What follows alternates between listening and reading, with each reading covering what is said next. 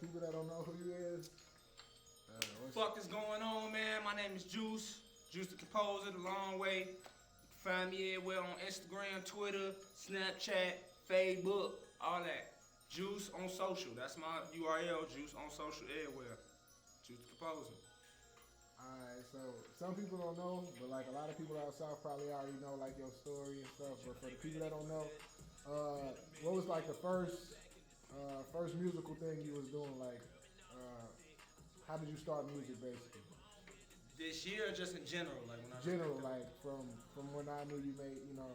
Alright, so way back when I first started, I started really like 8th grade, 12 years old. Started off writing poems and stuff, testing my hands with beats and shit, just getting my feet wet.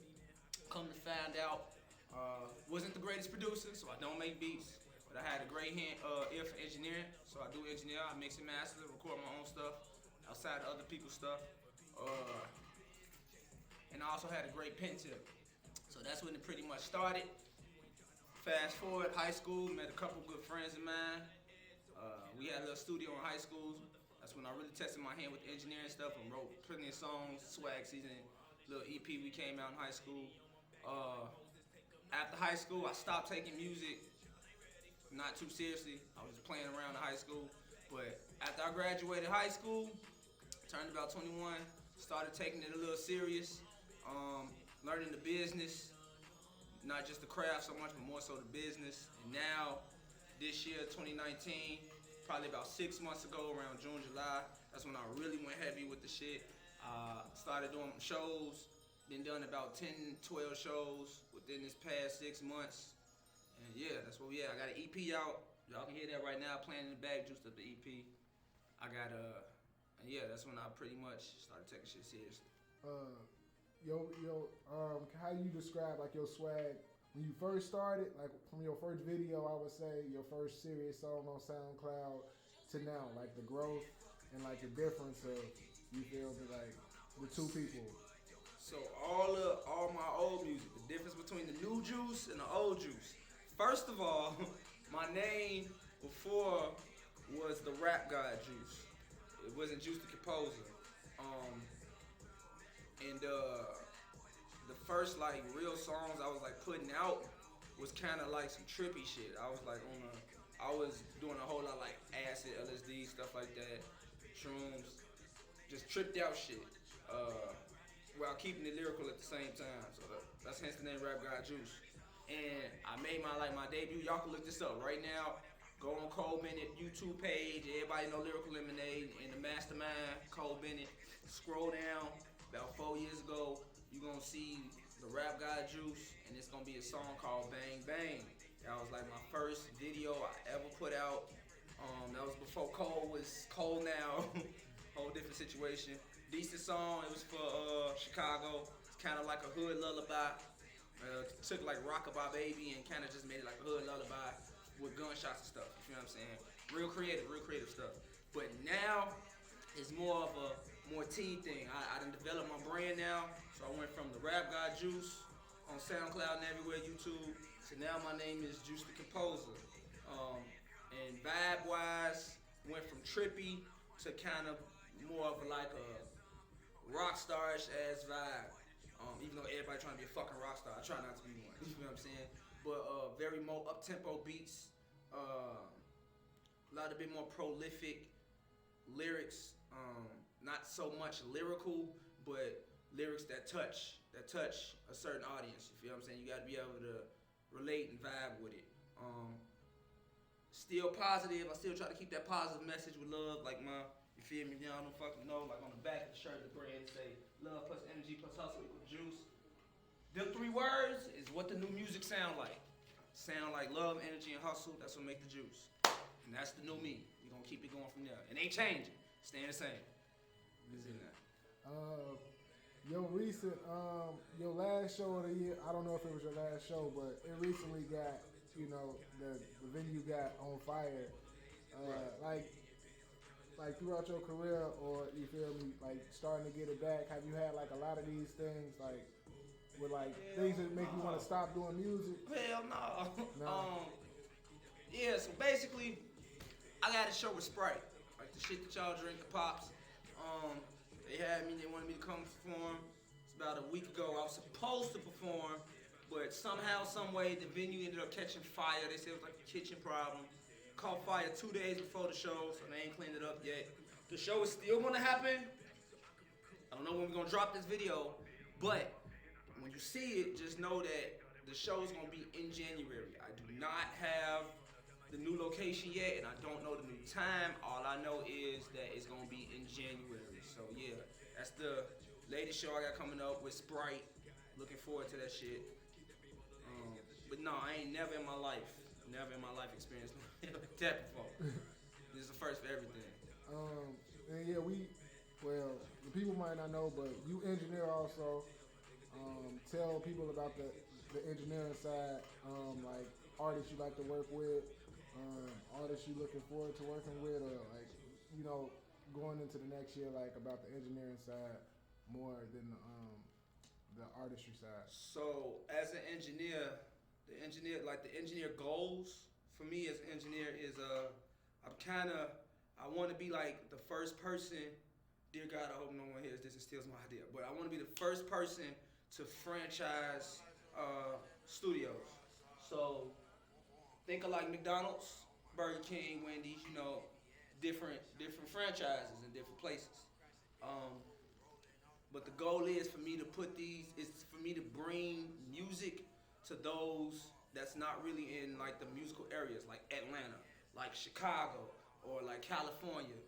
So if you like in the outskirts of Chicago, if you're in the outskirts of New York, like the suburban areas, that's why I plan to set up shop at and bring music to you, not just recording wise, but business wise. I teach a lot of my clients the business on top of teaching them how to find their sound at the same time.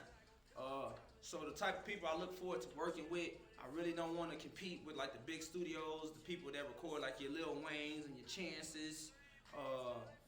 I'm trying to be the middleman between like you just starting and you on your way to your first deal. I want to get you to that point where okay, now you ready to get shipped out and go find your first record deal. Now you shipped out to put your first $100,000 into your first real project. I'm that middleman. That's the demographic I want to work on. You pretty much gonna have to come through me before you get up there when it comes down to the engineering portion. So all your hot underground people like X before X was on, that's me. With that being said, like we know, like you heavy into like competitions and like the showbiz side. Right. What did you take away from like? Cause also I see you on Facebook and you always say like people don't reciprocate the love. Like what does it take for like you to feel like respected or supported by your fans? Consistency is a big thing. And that's with anything. It might not necessarily have to just be music. Any type of business you're trying to run, anytime you're trying to get anything out, if you got a clothing line, consistency is key. That earns the respect of a lot of people, just for people to see you consistent. Staying consistent while building your talent will earn you a lot more respect. Although I've been doing this for 6 months, I'm gonna be honest, a lot of people probably wasn't taking the music serious for me until about my 3rd or 4th show. But once they see you out there and rocking with it, then that's when they'll take the time usually to consider what you got going on and if it is valuable to their life. You're not gonna reach everyone, so it's not really about reaching everyone. It's about reaching a target demographic or audience that can relate to whatever you putting out, whatever product you putting out, whatever service you putting out. If you're consistent with it, they'll come, they'll fall through. When would you give up on your fans, or like when would you like what'd make you turn your back on your fan base and maybe chase another fan base, or would you ever do that? Nothing. I can't think of anything that'll make me change. My fans are basically clones of who I am personality wise. I try not to make stuff for a certain audience. I just make music based off who I am, what I like, and people that's into what I like, they just flock towards it, If I can give an example, you got Wiz Khalifa. People who like to smoke, 9 times out of 10 gonna listen to Wiz Khalifa because it's that same vibe, it's that same energy. So for me, like that type of vibe that I give off is a very loving feel. It's a very loving feel, but at the same time, it's a very energetic feel. It's kind of like taking the positive music that a lot of people attempt to make and making it a lot more entertaining. Cause niggas is boring. I'm not gonna lie to you, niggas is very boring out here when they make their music. I'm glad that people try to put positive messages into things, like you know what I'm saying, but you gotta be entertaining at the end of the day because we ain't entertaining. So, like I said before, love plus energy plus hustle, that's what equal to juice. So, you know, for all those people that's against all that violent shit, all that hate, you know what I'm saying? We spread love and positivity in the music. The energy, the beats is up tempo. The way I deliver my flow and my tone is very raspy and energetic. People can even say sometimes I'm even yelling on the track. That's where the energy come from. You see the energy when I get on stage. That's where the energy come from. And the hustling aspect is, there's a lot of people where I come from, my fans, they ain't rich. I ain't necessarily rich neither. So we all out here hustling. So my fans they fuck with me and they respect me because they see me out here hustling. They on the same thing. Might not necessarily they hustling with music, but they out here hustling. Everybody trying to get a dollar out here. And that shows in the music and the lyrics. I always talk about hustling, grinding, trying to stack paper up, how to stack paper up. When you get some money, you ain't supposed to just blow it on your car, crib, invest it. I talk about investments a lot in my music. That's the hustle aspect. I'm trying to get children and younger people below me to understand that hustling ain't just necessarily sitting on the corner slanging dope, selling crack. It's about investments. It's about being your own CEO. It's about putting your time, energy, and money into something that's gonna double back and bring it back to you, so we can get out of this mind state of working a 9 to 5 and thinking that, or going to school and thinking that that's what's gonna bring us luxury and lavish money in life, because that's not it. So I can't really see myself turning my back on my fans. If I turn my back on my fans, that's basically turning my back on who I am. And I ain't no sellout. Never have been, never will be. So your outlook on like not turning your back on fans, is that the way you look at like having a lack of features on your project, or because like you're an engineer too, so I know you get a lot of people like that do that rap or whatever. But I'm saying like, why don't you? Are you gonna have features on your next project? So the tape, the EP came out in May. In April 2020. I want y'all to pay attention to this. April 2020, I will be releasing Juiced Up, the mixtape. Juiced Up, the EP is out. Juiced Up, the mixtape will be coming out. There are no features on the EP.